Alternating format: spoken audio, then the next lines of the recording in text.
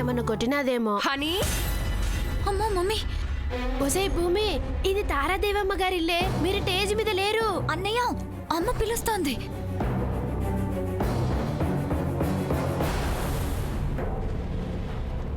ఏటిట్ అయిపోయినారు? ఒసే భూమి, ఒసే భూమి,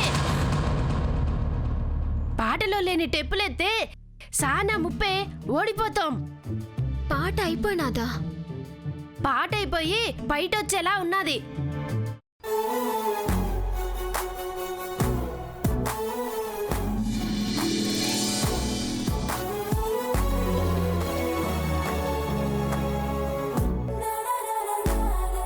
ఏహే, నాను కంగారు పడతా ఉంటే నువ్వు సిగ్గుపడతావేంది? పదకొండమ్మా.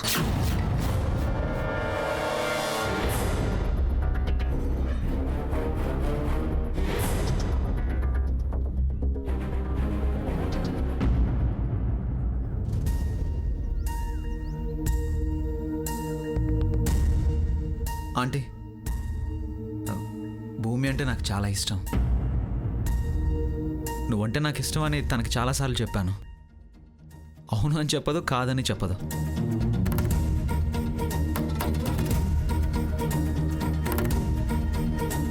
మగాడు అహాన్ని పక్కన పెట్టి తనకి నచ్చిన ఆడదాన్ని వెతుక్కుంటూ వెళ్ళి చేతులు కట్టుకొని నువ్వంటే నాకు ఇష్టం అని చెప్తే ఏ ఆడదైనా కరిగిపోతుంది. కానీ ఈ భూమి కొంచెం కూడా కరగలేదు, కరగదు కూడా. నేను అందరిలాంటి వాడిని కాదు. నమ్మించి ఎప్పటికీ మోసం చేయనని నాకన్నా బాగా తనకే తెలుసు. నందికతో నిశ్చితార్థమైతే నా జీవితం వ్యర్థమని భూమికి తెలుసు. కాబట్టే తను ఎంతో రిస్క్ చేసి ఎంగేజ్మెంట్ని ఆపేసింది. అంటే భూమి అంటే నాకు ఇప్పుడు ఇష్టం కాదు. పాడేరులో భూములు కొనడానికి అమ్మతో వెళ్ళినప్పుడే పరిచయం. తను తొలిచూపులోనే తను నాకు నచ్చేసింది. తర్వాత నా కోసమే అన్నట్టు భూమి అనుకోకుండా నేను లెక్చరర్గా చేస్తున్న కాలేజ్కి భూమి స్టూడెంట్గా రావడం, ప్రతిరోజు ప్రతి క్షణం అవతలి వాళ్ళు మంచి కోరడం, తన అల్లరి, అమాయకత్వం, ఆట పాట అన్నీ నచ్చేసాయి. భూమి మీద ఇష్టం పెరగడానికి ఎన్నో కారణాలున్నాయంటే, ఎదుటి వాళ్ళకి కష్టం వస్తే తన కళ్ళల్లో నీళ్ళు వస్తాయి. అందరూ సంతోషంగా ఉండాలి, అందరూ బాగుండాలని కోరుకునే గొప్ప వ్యక్తిత్వం తనది. అలాంటి అమ్మాయిని ప్రేమించడం తప్పు కాదు కదా అంటే.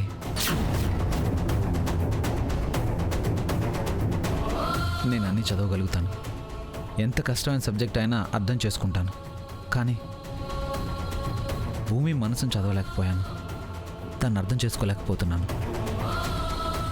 నా మీద తన అభిప్రాయం ఏంటో తెలుసుకోలేకపోతున్నాను. ఆ తాళి తెంచి పడేసి గుట్టు బయటికి పొక్కక ముందే పొలిమేర దాటి పొండి, పొలిమేర దాటి పొండి, దాటి పొండి.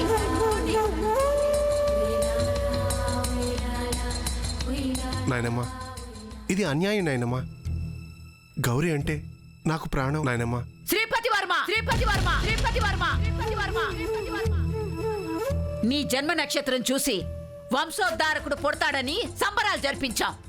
కానీ ఇలా కులభ్రష్టుడు అవుతావని ఊహించలేదు. పెద్దమ్మగారు, మేం చేసింది తప్పే, కానీ అర్హత మరిచి అందలమే కలని మాత్రం అనుకోలేదమ్మగారు.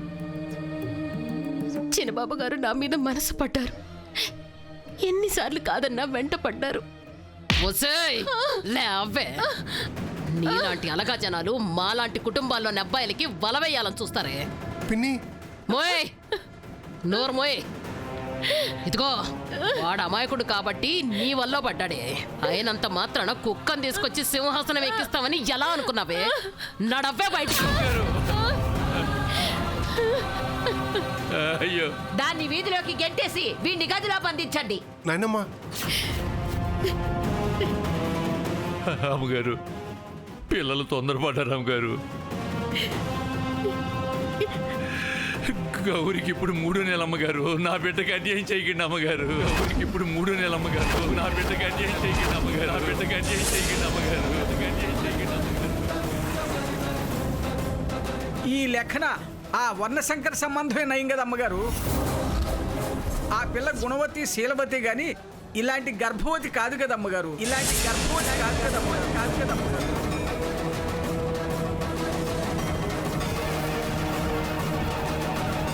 శ్రీపతి,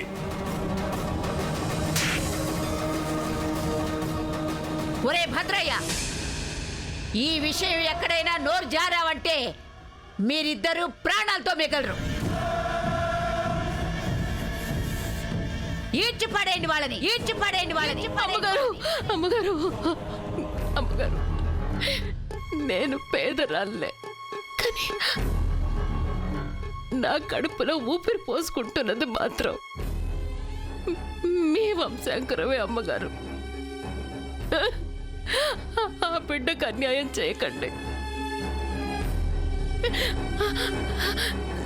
నన్నేవి మీ ఇంటి కోడలుగా చూడాల్సిన అవసరం లేదమ్మగారు. పని మనిషిలాగే పడుంటాను, కానీ ఈ బిడ్డకి మాత్రం న్యాయం చేయండి. ముక్త, ఏమిటలా శిలా విగ్రహాల్లా నిలబడ్డావు? నీతి రీతి లేని ఇలాంటి ఆడదాన్ని నీ చేతులతో నువ్వే బయటికి గెట్టి, నీ చేతులతో నువ్వే బయటికి గెట్టి, బయటికి గెట్టి, బయటికి గెట్టి.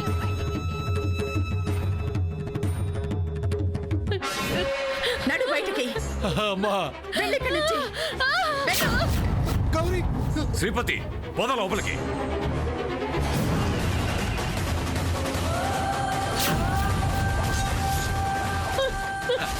గౌరీ, లేమ్మా.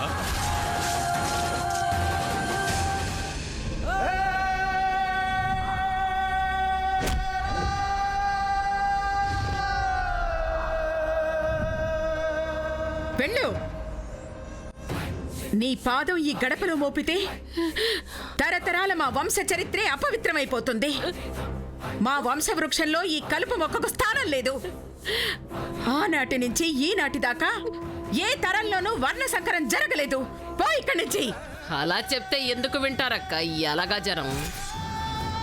వీళ్ళని మెడ పట్టుకొని బయటికి గెంటితే పదవే.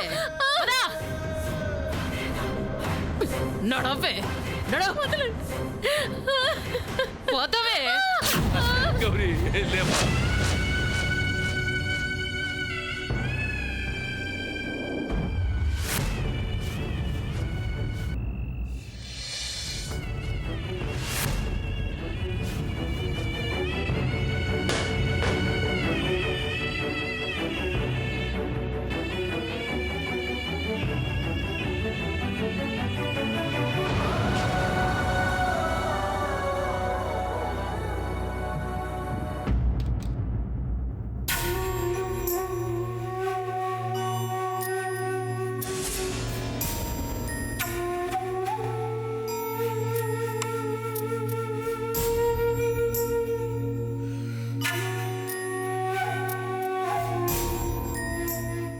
శ్రీపతి, నేను ఈ ఇంటి కోడలిగా నువ్వు చేసిన తప్పుని క్షమించలేకపోయినా నీ కన్న తల్లిగా నువ్వు ఆకలితో ఉంటే చూడలేక భోజనం తీసుకొచ్చాను. కడుపుతో ఉన్న భార్య వీధిలో బిచ్చగెత్తలా పడుంటే ఇంట్లో పంచభక్ష పరిమాణాలతో ఎలా తినగలమ్మా?